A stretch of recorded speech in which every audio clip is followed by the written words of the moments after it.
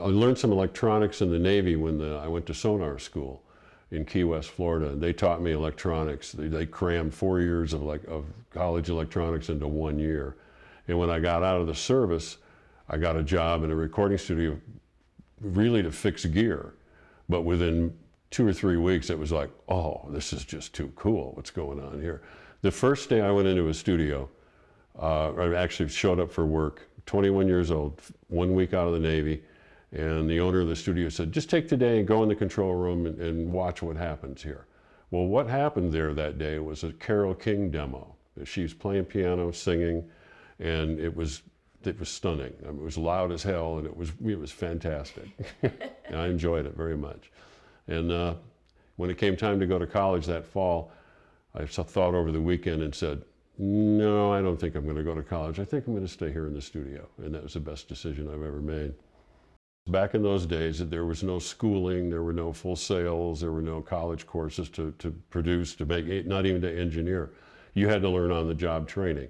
And I was very lucky that the first 2 engineers that I worked with they would share with me. They wouldn't just hold back, thinking I was going to take their job. So a lot of people taught me a lot of things, and I started out as an engineer. And I worked my way up from just doing a piano voice demo, guitar voice demo, to bigger dates, till about 3 or 4 years into it, I was doing like 40-piece sessions, where you do it by yourself. And it's a union date. You got to do 3, maybe 4 tracks in a 3-hour union session. So when the downbeat comes at, say, 1 o'clock, you got to be ready to roll. You got to roll tape at 1 o'clock. So that was, grace under pressure, if you will. I learned from all these different producers. I learned from, I did some work for Quincy Jones. I did some work for Jerry Ragavoy. I did a bunch of different producers, and you learn from every one of them. And then when I felt like I knew what I was doing enough to start producing, and then there's a lot of stop, start, and get a few bucks together to cut a single or something like that. And then one day the big break came where I was engineering some sessions for ABC Dunhill in New York. And the guy that was the head of A&R saw how I was kind of taking the session over and helping the producer out who was a little bit lost. And he watched me do this for like 2 weeks, the same album session. And he said, would you like a job as a producer?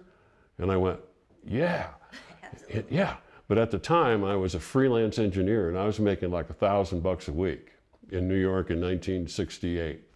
And that was real good money then. Yeah. So I interviewed for the job, and they said, okay, they offered me $300 a week. So I said, boy, I got to think about that over the weekend. I was married, and I had a kid, and I thought about it over the weekend, and I went back in, I said, yes, I want the job. And the next thing we did was move from Manhattan back out to Queens. And that's how that happened. Then I had to work my way back.